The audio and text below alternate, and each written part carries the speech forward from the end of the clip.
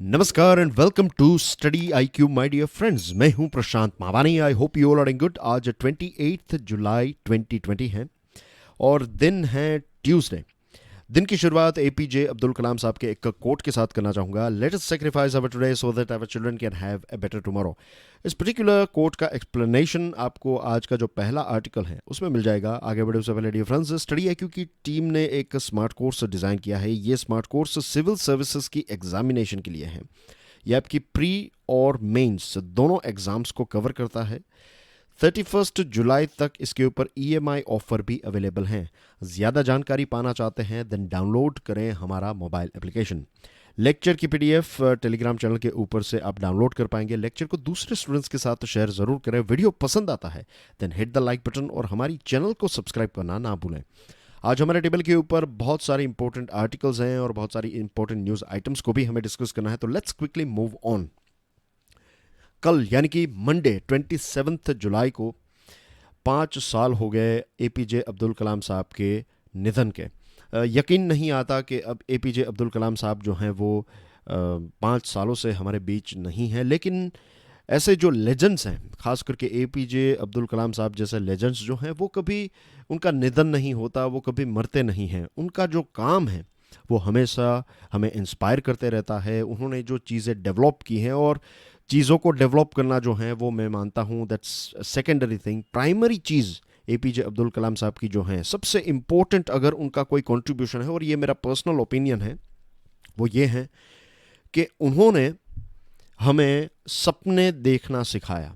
उन्होंने हमें इस चीज़ के बारे में हमें एक्टिवेट किया, या फिर हमारी खास करके जो यंगस्टर्स हैं, यंगस्टर्स के माइंड को, उनके दिमाग को इग्नाइट अगर किसी ने किया है तो ये मेरा पर्सनल ओपिनियन है कि एपीजे अब्दुल कलाम साहब ने किया है। आप कोई मशीन बनाएं, मशीन जो है वो एक वक्त आएगा जब वो आउटडेटेड हो जाएगा, लेकिन अगर आपने किसी दिमाग को इग्नाइट किया तो वो इतनी सारी चीज़ें पैदा कर पाएगा और इतने सारे दूसरे जो माइंड्स हैं उनको इंस्पायर कर पाएगा कि ये चेन इवेंट जो है वो कभी ख़त्म ही नहीं हो सकती। तो ये हैं हमारे एपीजे अब्दुल कलाम साहब, right, one of the most inspiring individual, हमारे देश के एक लेजेंड। तो कल 5 साल हो गए, राइट, 27 जुलाई 2015 को उनका निधन हुआ था और वो दिन मुझे आज भी याद है। एनीवे डियर फ्रेंड्स, आज का ये जो टॉपिक है, आज का ये जो आर्टिकल है, उसमें ये बात है कि आज हम एक बहुत ही टर्बुलेंट, एक बहुत ही रफ़ रास्ते से, एक रफ़ समय से हम गुजर रहे हैं। एपीजे अब्दुल कलाम साहब ने यह बताया था कि हमारी पृथ्वी, ये सोलर सिस्टम में जो टोटल 8 प्लैनेट्स हैं, तो इन 8 प्लैनेट्स में से सिर्फ एक ही ऐसा प्लैनेट है और वो है ये है हमारी पृथ्वी, जिसमें जीवन फिलहाल पॉसिबल है। Only living planet in our solar system. और ये हमारी रिस्पॉन्सिबिलिटी है, हम ड्यूटी बाउंड हैं, ये हमारी ड्यूटी भी है, हमारी रिस्पॉन्सिबिलिटी भी है कि हम इस पृथ्वी को प्रोटेक्ट करें, राइट। खास करके उन सारे लोगों की रिस्पॉन्सिबिलिटी है जो अभी जिंदा हैं। Let us sacrifice our today so that our children can have a better tomorrow. आज अगर हम कुछ राइट डिसीजंस लेंगे तो आने वाला कल जो है वो इस पृथ्वी को और ज़्यादा बेटर बना पाएगा और अच्छी तरीके से वो जीवन जो है वो जी पाएंगे। वरना देखा जाए तो डेवलपमेंट के चक्कर में हमने ग्लोबल वार्मिंग को ट्रिगर कर दिया है। कितने सारे गैसेस, कितने सारे एनिमल्स, कितने सारी स्पीसीज़ को डिस्ट्रॉय कर दिया हमने, कितने सारे जंगलों को तबाह कर दिया है। और एक पैटर्न भी हमें नज़र आ रही है कि बहुत सारे जूनोटिक डिजीज़, जिसके बारे में हमने इससे पहले भी चर्चा की थी, कि बहुत सारे ऐसे जो वायरसेस हैं, ऐसे सारे डिजीज़ हैं जो एनिमल प्लैनेट में थे, राइट, वो सारे डिजीज़ जो हैं वो अब ह्यूमन वर्ल्ड में भी आ चुके हैं और इसके अगर कोई कसूरवार हैं तो सिर्फ हम हैं। तो हमारी सोसाइटी को, हमारे गवर्नमेंट को, हमारे गवर्नेंस सिस्टम को और ज़्यादा सेंसिटिव होना पड़ेगा और ज़्यादा संवेदनशील होना पड़ेगा ताकि हम ये सारी चीज़ों को अच्छी तरीके से समझें। छोटे छोटे स्टेप्स भी अगर हम उठाते हैं तो इन सारे स्टेप्स की भी एक पॉजिटिव इम्पैक्ट होती हैं। और छोटी छोटी जो हमारी डिलेज हैं कि ये चीज़ हम कल करेंगे, रिसाइकलिंग जो है वो फिर 1 साल के बाद करेंगे, ये सारी चीज़ों की इम्पैक्ट जो हैं वो इतनी नेगेटिव है और इतना जो हम कहते हैं कि अनरिपेयरेबल डैमेज हमारी पृथ्वी के ऊपर ये इफेक्ट करते हैं। 27 जुलाई 2015 को अपना लास्ट लेक्चर दे रहे थे एपीजे कलाम साहब। ये आईआईएम जो शिलोंग में है, तो वहाँ पर स्टूडेंट्स को एड्रेस कर रहे थे। क्रिएटिंग लिवेबल प्लैनेट उस पर्टिकुलर लेक्चर का टॉपिक था और उन्होंने बताया कि जिस प्रकार से डैमेज चल रहा है डेवलपमेंट के नाम पर, जिस प्रकार से हमने हमारी पृथ्वी की इकोसिस्टम को डैमेज किया है, अगर आज हमने अपने आप को नहीं संभाला तो फिर ये पृथ्वी जो है, जो लिवेबल ओनली लिवेबल प्लेनेट जो है, ये हमारे हम यहाँ पर जी नहीं पाएंगे। बीजिंग में 2012 में उन्होंने पहली बार लिवेबल प्लेनेट का कॉन्सेप्ट दिया था और आज भारत की ये ताकत है। अगर हम हमारे डेमोग्राफिक डिविडेंड, जो हमारी यंग पॉपुलेशन है 35, एवरेज एज अगर आप निकालें तो 65% पॉपुलेशन की एज जो है वो 35 या फिर उससे कम है, तो एक बहुत ही यंग देश है हमारा। तो यंग देश के पास होती हैं एनर्जी, राइट, एक ताकत होती है। तो अगर हम हमारी यंगस्टर्स को ट्रेन करें, अगर हमारी गवर्नेंस सिस्टम को अगर हम इम्प्रूव करें, तो फिर एक बहुत ही पॉजिटिव चेंज एनवायरनमेंट के पॉइंट ऑफ व्यू से हम हमारे देश में ला सकते हैं और इससे पूरी दुनिया को भी इंस्पायर कर सकते हैं। और इंस्पिरेशन के बारे में जो मैंने बताया कि चेन ऑफ इवेंट की शुरुआत जो है वो हो सकती है। आज हम टेक्नोलॉजिकल कनेक्टेड वर्ल्ड में जी रहे हैं। आज दुनिया जो है ये ग्लोबल विलेज बन चुकी है।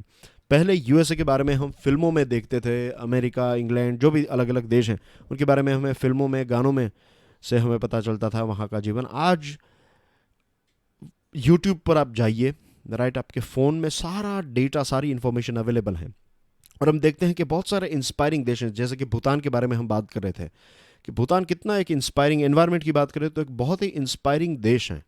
तो इन देशों से हम सीख सकते हैं, हमारी गलतियां जो हैं उसको हम रेक्टिफाई कर सकते हैं। और आज हमारा जीवन जो है वो इंटरलिंक्ड है। आप देखिए कि वुहान में एक डिजीज़ जो है वो आउटब्रेक होता है और पूरी दुनिया को इसने अपनी चपेट में ले लिया है।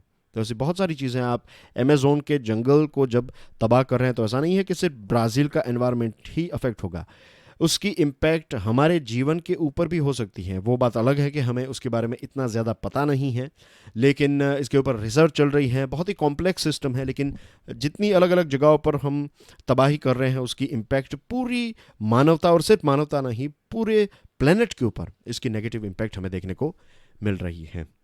तो recycling, waste management, energy efficiency, designs without pollution, paperless offices, renewable energy, effective use of natural light and ventilation, sustainability, education, other such relevant activities, ये सारे steps को हमें और ज़्यादा सीरियसली लेना पड़ेगा। इस आर्टिकल में ये भी लिखा है कि अब्दुल कलाम साहब जो हैं वो पॉलिटिशियंस को भी एडवाइस करते थे, उनको सलाह देते थे कि आप सस्टेनेबल डेवलपमेंट के बारे में सीरियसली सोचें। और उन्होंने एक आइडिया दिया था कि पार्लियामेंट में जो डिस्ट्रप्शन होता है, डिस्ट्रप्शन जब पार्लियामेंट एक डिसीजन मेकिंग बॉडी है हमारे देश की, तो अगर वही प्रॉपर तरीके से फंक्शन नहीं करेगी तो हम प्रॉपर डिसीजन हमारे देश के कैसे ले पाएंगे। तो उन्होंने एक आइडिया दिया था कि आप कुछ यंगस्टर्स को एक चैलेंज दिया था कि आप नए आइडियाज़ निकालें, और इसी आइडिया से जन्म हुआ अवार्ड्स, राइट, के पार्लियामेंट, बेस्ट पार्लियामेंटेरियन का अवार्ड। तो एक नई शुरुआत हुई, एक हेल्थी कंपटीशन हुई। और जो एपीजे कलाम साहब ने एनवायरनमेंट के बारे में अपने लेक्चर्स में, अपने अलग अलग डिस्कोर्स में हमें बताया है, उसको हमें सीरियसली लेना चाहिए। और जब मैं बता रहा हूँ हमें, आई मीन टू से एवरी इंडिविजुअल को इसको सीरियसली लेना चाहिए। अगर हम एक साथ मिलकर काम नहीं करेंगे, अगर 10 लोग एनवायरनमेंट को प्रोटेक्ट कर रहे हैं और 2 लोग डैमेज कर रहे हैं, तो ये 10 का काम जो है उसके ऊपर पानी फिर जाएगा। तो हर एक व्यक्ति को इसके बारे में सिंसियरली और सीरियसली सोचना चाहिए। Moving on to next item, global coalition of democracies. Indian Express का ये आर्टिकल है। आपकी स्क्रीन के ऊपर जो तस्वीर है ये है माइक पोम्पेयो। माइक पोम्पेयो जो है ये यूएस सेक्रेटरी ऑफ स्टेट है, यानी कि यूएसए के फॉरेन मिनिस्टर हैं। उन्होंने 2 इंटरेस्टिंग चीज़ों के बारे में बात की। पहला ये है कि पिछले 5 दशकों से यूएसए ने जो चाइना की मदद की, इकोनॉमिक डेवलपमेंट और ये सारी चीज़ें, जो भी एक रिलेशनशिप डेवलप हुआ था यूएसए और चाइना के बीच में, अब ये एक डेड एंड तक पहुंच चुका है। दूसरी जो चीज़ उन्होंने बताई वो काफ़ी इंटरेस्टिंग है कि यूएस से अकेला चाइना को कंट्रोल नहीं कर सकता, इसके लिए चाहिए कलेक्टिव एक्शन। और कलेक्टिव एक्शन की जब बात आ रही है तो बात आ रही है कि डेमोक्रेसीज, दुनिया की जो टॉप डेमोक्रेसीज हैं वो मिलकर चाइना को कंट्रोल करें। अकेला यूएसए जो है वो यहाँ पर कुछ नहीं कर सकता।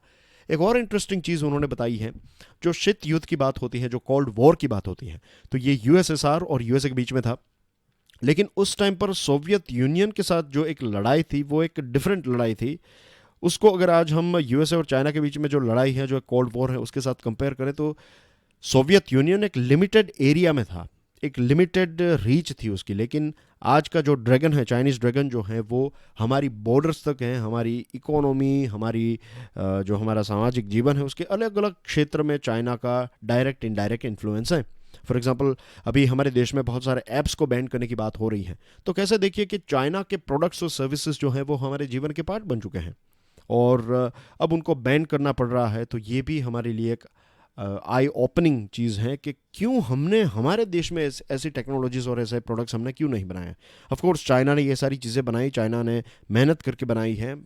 सारी चीज़ें मेहनत भी नहीं, चाइना में थोड़ी बहुत इंटेलेक्चुअल प्रॉपर्टी राइट्स और इस प्रकार की जो टेक्नोलॉजीज़ हैं उनकी चोरी भी होती है, प्लेजरिज्म होता है, लेकिन फिर भी हमारे देश के साथ, भारत के साथ कंपेयर करें तो चाइना डेफिनेटली बहुत पावरफुल हैं। और शायद आप में से बहुत सारे स्टूडेंट्स को ये बात डाइजेस्ट ना हो, लेकिन ये एक रियलिटी है। जब तक मैं मानता हूँ कि हम हमारे वीकनेसेस को आइडेंटिफाई नहीं करेंगे, तब तक हम उनको रिपेयर कैसे कर पाएंगे। पोम्पियो साहब ने चाइना को पार्टी स्टेट बताया। ये एक बहुत ही इंटरेस्टिंग स्टेटमेंट है, पार्टी स्टेट, यानी कि उन्होंने ये बताया कि चाइना के लोगों के खिलाफ इनका कोई गुस्सा नहीं है। यूएसए की जो लड़ाई है वो चाइना के लोगों के खिलाफ नहीं है, वो सीसीपी यानी कि communist party, Chinese communist party जो है और उनकी जो पॉलिसीज़ हैं उनके खिलाफ यूएसए की और डेमोक्रेसीज़ की एक लड़ाई होनी चाहिए। उन्होंने इनफैक्ट चाइना के जो डेमोक्रेसी के एक्टिविस्ट थे, वैंग देंग और वेई जिंगशैंग, तो इनके बारे में भी रेफरेंस दिया। उन्होंने बताया कि वहाँ के भी ऐसे लीडर्स थे जो प्रो डेमोक्रेसी या फिर डेमोक्रेटिक रिफॉर्म्स के बारे में बात कर रहे थे, लेकिन आज का ये जो सीसीपी है यानी कि कम्युनिस्ट पार्टी जो है, वो एक प्रकार से मीन्स एक ऑल टुगेदर एक डिफरेंट सीसीपी रेजिम जो है वो एक ऑल टुगेदर डिफरेंट लेवल पर है। और देखिए वहाँ की आर्मी, वहाँ की बहुत सारी बड़ी बड़ी कंपनीज जैसे कि हुआवे हैं, फिर ZTE हैं, इसके अलावा दूसरी ऐसी कंपनीज हैं जिनके ऊपर डायरेक्ट कंट्रोल वहाँ की सीसीपी का है। 1972 की बात है, एक लंबे टाइम से एक ऐसा वक्त आ गया था जब यूएसए जो है वो चाइना के ऊपर न्यूक्लियर अटैक करने वाला था। इतने रिलेशनशिप जो हैं वो ख़राब हो गए थे, एक लंबे टाइम से ख़राब रहे हैं, 50s के बाद की बात है। लेकिन 1972 में रिचर्ड निक्सन जो हैं वो चाइना गए, और तब से चाइना और ये जो बीजिंग है, चाइना और यूएसए के रिलेशनशिप जो हैं वो धीरे धीरे इम्प्रूव हुए हैं। तो इसी 5 दशकों की बात जो है वो यहाँ पर माइक पोम्पियो कर रहे हैं। कल हम बात कर रहे थे मार्गरेट थ्रैचर के बारे में, रिमेंबर, यूके और चाइना और हांगकांग के बारे में बात कर रहे थे, और मैंने आपको एक पॉइंट बताया था कि बहुत सारे वेस्टर्न वर्ल्ड का लीडर्स का ये मानना था कि जब चाइना इकोनॉमिकली थोड़ा बहुत इम्प्रूव होगा, प्रॉस्परस होगा, तो धीरे धीरे चाइना जो है वो डेमोक्रेटिक रास्तों की तरफ आगे बढ़ेगा। लेकिन इनफैक्ट यहाँ पर उल्टा हुआ है। जैसे जैसे चाइना जो है वो और ज़्यादा मजबूत होता गया इकोनॉमिकली और दूसरे एंगल्स में मिलिट्री वाइज, तो चाइना और ज़्यादा कम्युनिस्ट नहीं हम कह सकते, राइट, कम्युनिस्ट पार्टी भले ही कम्युनिस्ट पार्टी नाम हो, लेकिन चाइना और ज़्यादा एक प्रकार से एक नई विचारधारा बन चुका है चाइना, कि जिसमें सिर्फ एक पर्टिकुलर पार्टी जो है वो सारी चीज़ों को और कुछ लोग मिलकर सारी चीज़ों को कंट्रोल करते हैं। अब यूएसए में इलेक्शंस होने वाले हैं, और इलेक्शन में जो डेमोक्रेटिक कैंडिडेट हैं जो बिडेन, तो जो बिडेन और मिस्टर ट्रंप के बीच में काफ़ी तू में चल रही हैं, और मिस्टर ट्रंप जो है वो एंटी चाइना बातें कर रहे हैं। मिस्टर बिडेन जो है वो ये बता रहे हैं कि चाइना के साथ वो थोड़ा सॉफ्ट रहेंगे, और यहाँ पर भारत को बहुत सारी चीज़ें जो हैं, ये यूएसए और चाइना के बीच में जो इश्यू चल रहा है और पॉलिटिकल पार्टीज़ जो बता रही हैं, डेमोक्रेटिक और रिपब्लिकन्स जो अपने स्टेटमेंट्स बता रहे हैं, तो भारत को इस चीज़ को बहुत ही क्लोजली ऑब्जर्व करना पड़ेगा। क्योंकि जो इंडो पैसिफिक की बात पिछले कुछ सालों से चल रही हैं, अब डेमोक्रेट्स जो हैं उसको एशिया पैसिफिक बता रहे हैं। इंडो पैसिफिक में ये इंडियन ओशन और ये पैसिफिक ओशन के देशों को मिलकर काम करना चाहिए, इसके बारे में बात हो रही है। एशिया पैसिफिक में इंडिया को बेसिकली इग्नोर किया जा रहा है। लेकिन एक बात है कि डेमोक्रेट्स के जो लोग हैं उन्होंने पैसिफिक सेंचुरी को माना है, और उन्होंने ये भी बताया है कि वो भारत के साथ स्ट्रेटेजिक पार्टनरशिप जो है वो और ज़्यादा मजबूत करना चाहते हैं। तो ये एक पॉजिटिव साइड है, या फिर पॉजिटिव साइन है, नॉट साइड, लेकिन पॉजिटिव साइन है भारत के लिए। Over the last many years, India has become comfortable with the ideas of a political partnership with world's leading democracy. पिछले कई सालों से एक बातें चल रही हैं कि दुनिया की लीडिंग डेमोक्रेसीज को मिलकर एक प्लेटफॉर्म बनाना चाहिए। फॉर एग्जांपल एनडीए की जब सरकार थी अटल बिहारी वाजपेयी के टाइम पर, तब यूएसए के प्रेसिडेंट यहाँ पर आए थे बिल क्लिंटन, और उस टाइम पर कम्युनिटी ऑफ डेमोक्रेसीज के आइडिया के बारे में बात हुई, तो उसको भारत ने ग्रीन सिग्नल दिया था। फिर यूपीए के टाइम पर जॉर्ज डब्ल्यू बुश जब यहाँ पर आए थे तो उस टाइम पर डेमोक्रेसी प्रमोशन फंड के बारे में बात की गई थी। फिर एशियन क्वाड्रिलेटरल क्वाड के बारे में आप जानते हैं, ओबामा के टाइम पर ये बात हो रही थी। और फिर क्वाड यानी कि जापान, इंडिया, यूएसए और ऑस्ट्रेलिया, और क्वाड प्लस की भी बात हो रही है जिसमें न्यूजीलैंड को ऐड किया जाएगा, साउथ कोरिया को, वियतनाम को ऐड किया जाएगा। फिर जब G7 की मीटिंग थी तो उस टाइम पर प्रेसिडेंट ट्रंप ने ये बताया कि या तो एक G10 या फिर एक G11। G10 की बात करें तो इसमें इंडिया, ऑस्ट्रेलिया और साउथ कोरिया को ऐड किया जाएगा, और G11 की बात करें तो इसमें रशिया को भी ऐड किया जाएगा। कुछ टाइम पहले यूके ने D10 के बारे में बात बताई, राइट। D10 यानी कि ग्रुप ऑफ 10 डेमोक्रेसीज। तो ये जो आइडिया है, ये आइडिया भारत ने भारत ने इसको हमेशा सपोर्ट किया है कि डेमोक्रेसीज मिलकर आगे बढ़े, काम करें। और अब देखते हैं कि आगे इसमें क्या होगा। कुछ वक्त लगेगा, ऐसा नहीं है कि ऑल ऑफ द सडन इसी साल ये ग्रुप हो जाएगा, लेकिन ये एक अच्छी शुरुआत है। चाइना को अकेला यूएसए कंट्रोल नहीं कर पाएगा, और डेमोक्रेसीज मिलकर अगर कुछ स्टेप ले तो डेफिनेटली चाइना का एक्सपांशन जो हो रहा है और जिस प्रकार से वो एक एग्रेसिव पॉलिसी दिखा रहा है, तो उसको कंट्रोल करने में शायद ये डेमोक्रेटिक कंट्रीज मिलकर एक इसमें सफलता उनको शायद देखने को मिले। द बिग फ्रीज, ये पायोनियर का एक आर्टिकल है। देखिए यहाँ पर जो मैंने आपको बताया कि कोरियन वॉर जब चल रहा था 1950s में, तो उस टाइम पर यूएसए जो है वो चाइना को नियरली न्यूक्लियर वेपन से हिट करने वाला था। लेकिन उस टाइम पर अमेरिका के जो प्रेसिडेंट थे हैरी ट्रूमैन ने जनरल डगलस मैकआर्थर को निकाल दिया। डगलस मैकआर्थर जो हैं वो काफ़ी एग्रेसिव थे चाइना के ख़िलाफ़, और वो एक न्यूक्लियर वॉर या फिर एक न्यूक्लियर वेपन चाइना के ऊपर इस्तेमाल करने की कगार पर थे, लेकिन उनको फिर निकाल दिया और सारी चीज़ें जो हैं वो सॉर्ट आउट हो गई। एक ऐसा वक्त आ गया था जब रशिया भी चाइना के ऊपर एक न्यूक्लियर मिसाइल्स जो हैं वो लॉन्च करने वाला था। उनके बीच में जब इश्यूज चल रहे थे, लेकिन वो सारी चीज़ें जो हैं वो फिर ख़त्म हो गई। 1960s में सिनो सोवियत स्प्लिट हुआ, यानी कि चाइना और यूएसएसआर के बीच में जो रिलेशनशिप थे वो स्प्लिट हुए, और उसके बाद धीरे धीरे यूएसए ने चाइना की मदद करने की शुरुआत की, इकोनॉमिक डेवलपमेंट और उनको एम्पावर करने की शुरुआत की। लेकिन अब पता ये चल रहा है कि जैसे तालिबान को स्टार्टिंग में नर्चर किया गया था और आज तालिबान के साथ नेगोशिएशंस करने पड़ रहे हैं, इसी प्रकार से ये सीपीसी जो हैं, कम्युनिस्ट पार्टी ऑफ चाइना, ये भी इसी प्रकार का एक मॉन्स्टर जो है वो बन चुका है। अभी कुछ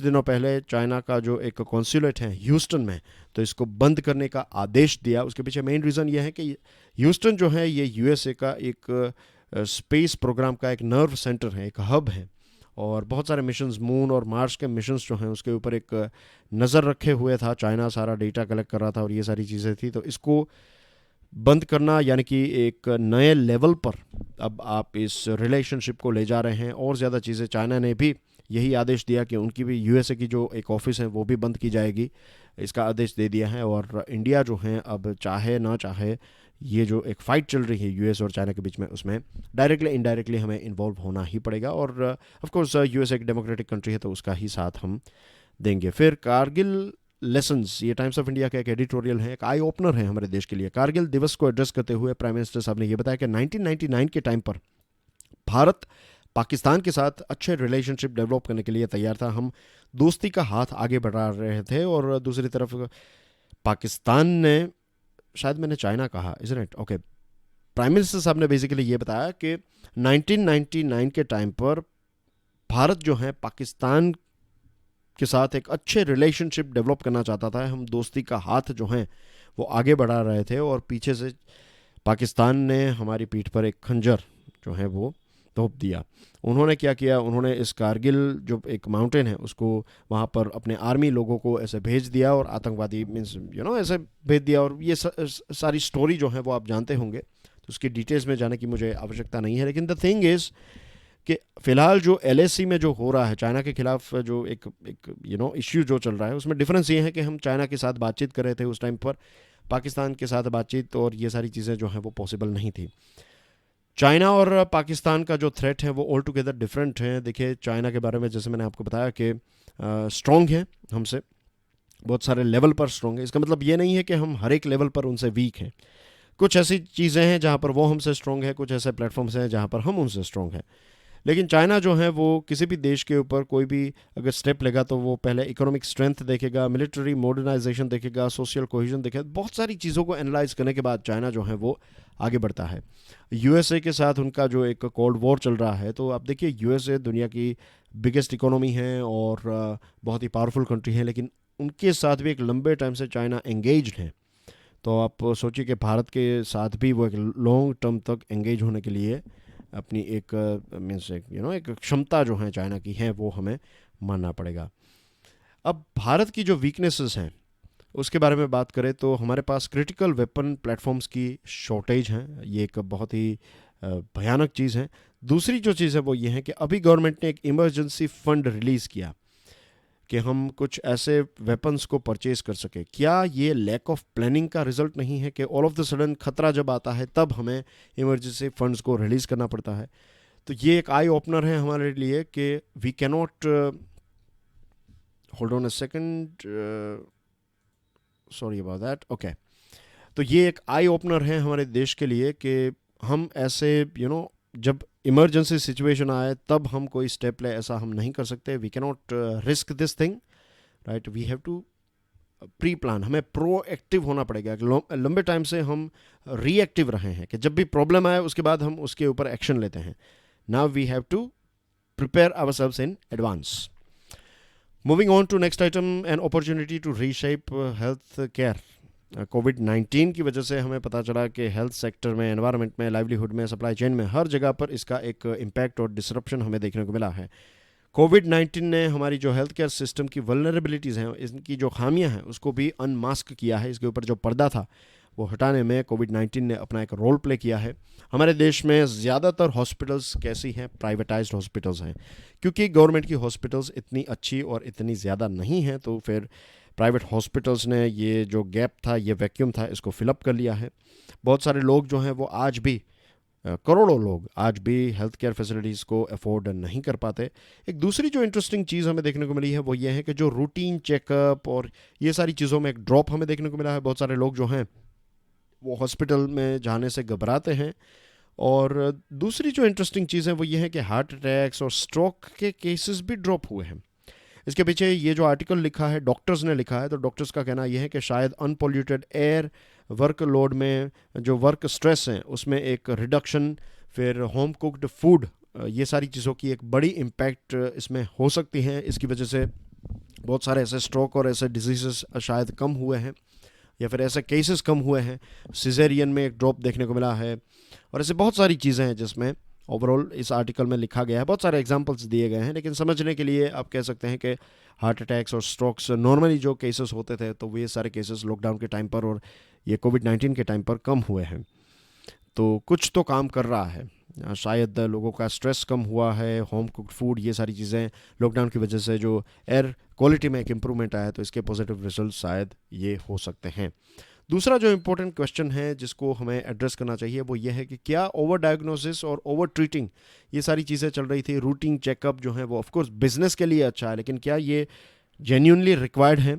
ओवर डायग्नोजिंग, छोटी छोटी चीज़ों के ऊपर टेस्ट करना, ये करना वो करना, क्या इसकी रियली में आवश्यकता थी? अगर थी तो फिर फ़िलहाल इतने ज़्यादा टेस्टिंग और डायग्नोसिस क्यों नहीं हो रहे हैं? केमियोथेरेपी के ऊपर भी यहाँ पर एक प्रश्न पूछा गया है कि इससे और ज़्यादा मीन्स क्वालिटी ऑफ लाइफ इतनी इम्प्रूव नहीं होती है, लेकिन फिर भी इसको ये थेरेपी को कंडक्ट किया जाता है, एग्जीक्यूट किया जाता है, तो इससे खर्च बढ़ते हैं और प्रॉफिट बढ़ता है बिजनेसेस, ये जो हॉस्पिटल्स हैं उनका। और शायद कोविड-19 की वजह से बहुत सारे लोग जो हैं वो diet, exercise, good sugar control, tobacco और स्मोकिंग को क्विट कर रहे हैं या फिर छोड़ रहे हैं। एक चीज़ तो है कि ओपन में स्पिट करना, कफ करना, ये जो थोड़े एटिकेट्स थे वो भी हमारे देश के लोग सीख गए हैं बिकॉज ऑफ दिस थिंग। अब एक चीज़ ऐसा नहीं है कि सारे प्राइवेट हॉस्पिटल के डॉक्टर्स जो हैं वो सिर्फ पैसे कमाने के लिए ही जी रहे हैं, दैट्स नॉट राइट। बहुत सारे डॉक्टर्स जो हैं उन्होंने कॉल ऑफ ड्यूटी समझकर अपना जो प्रॉफिट या फिर कॉमर्स वाला जो बिज़नेस था उनको साइड में रखकर वो कोरोना वॉरियर बन चुके हैं, राइट। वो अपनी सेवाएं दे रहे हैं, रिस्क उठा रहे हैं। तो फिर से बहुत सारी जगहों पर ऐसे एग्जाम्पल सेट हुए हैं जहाँ पर डॉक्टर पेशेंट रिलेशनशिप जो हैं वो काफ़ी स्ट्रॉन्ग और इम्प्रूव हुआ है। तो this is the right time कि भारत जो है वो इस रिलेशनशिप को फिर से एक नए लेवल पर ले जाए। जो एक ट्रस्ट डेफिसिट हमें यहाँ पर देखने को मिल रहा था वो थोड़ा कम हुआ है because of this contribution by professionals. तो अब ये वक्त है बहुत सारी चीज़ों में रिफॉर्म्स कर रहे हैं, तो क्यों ना हम इस चीज़ में भी, हेल्थ केयर सेक्टर में भी रिफॉर्म्स करें। फिर एनवायरनमेंट के साथ जुड़ा हुआ एक आर्टिकल है इन रिवर्स गेयर, जिसके बारे में हमने पहले भी बात की थी, फिर से याद दिलाना चाहूँगा। आपको पता है कि एनवायरनमेंट इम्पैक्ट असेसमेंट नोटिफिकेशन जो लेटेस्ट रिलीज़ हुआ है उसमें यह है कि पब्लिक पार्टिसिपेशन, आपका ओपिनियन, फिर इंडिपेंडेंट एक्सपर्ट कमेटी का ओपिनियन, ये सारी चीज़ों को रिजेक्ट किया जा सकता है। इसमें एक और चीज़ है कि आप पहले किसी प्रोग्राम को स्टार्ट कर दीजिए, प्रोग्राम यानी कि किसी डेवलपमेंट एक्टिविटीज़ को स्टार्ट कर दीजिए, एनवायरनमेंट क्लियरेंस आपको बाद में मिल जाएगा, तो इसका कोई मतलब ही नहीं रहता है। तो ये जो एक डेवलपमेंट के नाम पर, अभी हम APJ कलाम साहब का जो ओपिनियन है उसके बारे में बात कर रहे थे, तो उसी का एक यहाँ पर एक एक मीन्स ये जो डिसीजन लिया है वो जो APJ कलाम साहब कहते थे उसकी लाइन में नहीं है। कि बहुत सारे ऐसे प्रपोजल को ग्रीन सिग्नल दे दिया है एनवायरनमेंट मिनिस्ट्री ने, और रोड हाईवेज हो या फिर जब जंगल में से अगर कोई फॉरेस्ट एरिया में से आपको कोई मिनरल्स मिल रहे हैं, कोई शेल गैस टेक्नोलॉजी जिसकी वजह से अर्थक्वेक आ सकते हैं, तो ये सारी चीज़ों को जिस प्रकार से डेवलपमेंट के नाम पर ग्रीन सिग्नल या फिर हरी झंडी दे रही है हमारी सरकार या फिर एनवायरनमेंट मिनिस्ट्री, तो ये एक बहुत ही गलत चीज़ है। क्योंकि जैसे जो भी चीज़ें मैंने आपको बताई, APJ अब्दुल कलाम साहब का जो टॉपिक हम डिस्कस कर रहे थे और बताया, जैसे कि बहुत सारे डिजीजेस फिर आ जाएंगे, बहुत सारा एनवायरनमेंट का नुकसान हो जाएगा, फिर आपको इसको रिपेयर नहीं कर पाएंगे। तो सोच समझ कर हमें जो एक्सट्रैक्शन है, जो कंजर्वेशन है, उसके ऊपर जोर देना चाहिए rather than extraction. Modern tools aged old wisdom, ये इंडिया और श्रीलंका के रिलेशनशिप के बारे में लिखा गया एक आर्टिकल है। फॉर्मर हाई कमिश्नर ने ये आर्टिकल लिखा है, former high commissioner of Sri Lanka to India, इन्होंने ये आर्टिकल लिखा है और बताया है कि अगर आप देखें तो भारत और श्रीलंका के रिलेशनशिप जो हैं वो काफ़ी एंशियंट हैं, लेकिन हमें अब मॉडर्न जो टूल किट्स हैं इसका इस्तेमाल करते हुए एंशियंट रिलेशनशिप को, एंशियंट जो चीज़ें हैं जैसे कि रिलीजियस, कल्चर, सोशल, एक दूसरे से जो एक लगाव है दोनों देशों के लोगों का, तो उसको हमें मॉडर्न टूल किट यानी कि मॉडर्न जो भी रियलिटीज़ हैं तो उन सारी चीज़ों को भी ऐड करते हुए हमें आगे ले जाना चाहिए। बुद्धिज़्म जो है वो श्रीलंका में इंट्रोड्यूस हुआ था अशोका के टाइम पर, और फिर उस टाइम पर उनका कैपिटल था श्रीलंका का वो था अनुराधापुरा। और फिर यहाँ के जो Monks and traders means India के, चाइना के, रोम, अरेबिया, पर्शिया के ट्रेडर्स जो हैं वो श्रीलंका में गए थे। फिर श्रीलंका के बहुत सारे मॉन्क्स जो हैं वो इंडिया, चाइना, कंबोडिया, जावा एक्सेट्रा इन सारी जगहों पर ट्रैवल करने के लिए गए। आज भी श्रीलंका के जो पुराने टेम्पल्स हैं वहाँ पर हिंदू जो देवी देवता हैं उनकी मूर्तियाँ हमें देखने को मिलती हैं। फिर कॉलोनियल टाइम आया, यूरोपियन ब्रिटिश जो हैं वो भारत और इसी के साथ श्रीलंका के ऊपर भी उनका राज चल रहा था, तो उस टाइम पर बहुत सारे भारत के लोगों को श्रीलंका में प्लांटेशन के लिए वो ले गए, फिर वहाँ पर सेटल हो गए। बहुत सारे तमिल जो वहाँ पर रहते हैं वो ऐसे ही वहाँ पर गए थे, ब्रिटिश जो हैं वो उनको लेकर गए थे। और फिर भारत में जो फ्रीडम स्ट्रगल चला तो उसकी इम्पैक्ट श्रीलंका के ऊपर भी हुई। तो कहने का मतलब यह है कि जो इंडिया में हुआ है उसकी इम्पैक्ट श्रीलंका में जो हुआ है उसकी इम्पैक्ट भारत के ऊपर हुई है। आज दोनों देश जो हैं वो कॉन्स्टिट्यूशनल और इंस्टीट्यूशनलाइज्ड डेमोक्रेसीज़ हैं, और ये कोविड-19 के टाइम पर बहुत सारे ऐसे कम्युनल हॉस्टिलिटीज़ हमें देखने को मिली हैं। बहुत सारे ऐसे ग्लोबल लीडर्स ने प्रोटेक्शनिस्ट वॉल क्रिएट करने की बात बताई है, लेकिन भारत और श्रीलंका को ऐसा नहीं करना चाहिए। दोनों को एक दूसरे के साथ मिलकर काम करना होगा। भारत की जो सिक्योरिटी है, अगर भारत की सिक्योरिटी में कुछ हुआ, फॉर एग्जांपल इंडो पैसिफिक की बात करें या फिर इंडियन ओशन की बात करें, अगर चाइना इसमें पेनिट्रेट कर रहा है तो ये सिर्फ भारत के लिए नहीं, श्रीलंका के लिए भी एक सिक्योरिटी कंसर्न होगा, सिक्योरिटी पॉइंट ऑफ व्यू से एक इश्यू होगा। तो ये बहुत सारी ऐसी चीज़ें हैं। ट्रेड की बात करें तो श्रीलंका का जो एक लोकेशन है इंडियन ओशन में, भारत का एक लोकेशन है, इसी प्रकार से श्रीलंका का भी एक अच्छा लोकेशन है। तो बहुत सारा प्रोडक्शन जो है वो श्रीलंका में किया जा सकता है, पोर्ट के तौर पर श्रीलंका का इस्तेमाल किया जा सकता है। तो ये सारी चीज़ें जो हैं वो मिलकर दोनों देशों को करनी होगी, ऐसी बातें यहाँ पर हमें पढ़ने को मिल रही हैं। फिर डियर फ्रेंड्स कुछ न्यूज़ आइटम्स हैं। राइट, कोविड-19 टेस्टिंग को हम 10 लाख लोगों को एक दिन में टेस्ट कर सके, ऐसी कैपेसिटी आने वाले हफ्तों में क्रिएट करने की बात प्राइम मिनिस्टर मोदी साहब ने बताई है। इसके अलावा उन्होंने बहुत सारे अलग अलग टॉपिक्स के बारे में डिस्कशन की है। प्लीज़ इस PDF को डाउनलोड करने के बाद इसको देख लीजिएगा, राइट। वक्त नहीं है कि मैं सारे ईच एंड एवरी लाइन को एक्सप्लेन करूं, लेकिन आपको जैसे पता है कि सबसे इंपॉर्टेंट होते हैं आर्टिकल्स, एडिटोरियल्स। न्यूज़ आइटम्स भी इंपॉर्टेंट हैं, लेकिन न्यूज़ आइटम्स जो हैं वो आप खुद पढ़ सकते हैं, उसको समझ सकते हैं। आर्टिकल्स, एडिटोरियल्स में शायद आपको मेरी मदद की आवश्यकता हो सकती है। रिकवरी की बात करें तो 9 लाख लोग हमारे देश में रिकवर हो गए कोविड-19 से। फिर अलग अलग स्टेट्स में क्या चल रहा है वो भी मैंने यहाँ पर ब्रीफली आपके लिए वन लाइनर्स दिए हैं। और director general of GST intelligence ने 3 बड़ी कंपनीज को बुक किया है। ये 600 करोड़ रुपए से भी ज़्यादा का टैक्स एवेजन का मामला है। ये एक इम्पोर्टेंट न्यूज़ आइटम है। गुरुद्वारा शहीदी स्थान, ये भाई तारू सिंह जी के जीवन के साथ जुड़ी हुई एक इम्पोर्टेंट जगह है। और अब पाकिस्तान से ये खबर आ रही है कि इस गुरुद्वारा को मॉस्क में कन्वर्ट करने की बात हो रही है, तो इसको लेकर भारत काफ़ी नाराज़ है। और रफाल फाइटर जेट्स की डिलीवरी हमें आज मिल जाएगी। डे टू ड्रीम, ये भी APJ कलम साहब के साथ जुड़ी हुई एक बात है, तो इसको भी देख लीजिएगा। और ग्लोबल टाइगर डे को सेलिब्रेट किया जा रहा है, एंड इसके साथ जुड़ी हुई कुछ इंपॉर्टेंट डिटेल्स हैं वो भी यहाँ पर हैं, कब इसकी शुरुआत हुई थी and everything. And that's everything in today's discussion. I will see you soon. जय हिंद।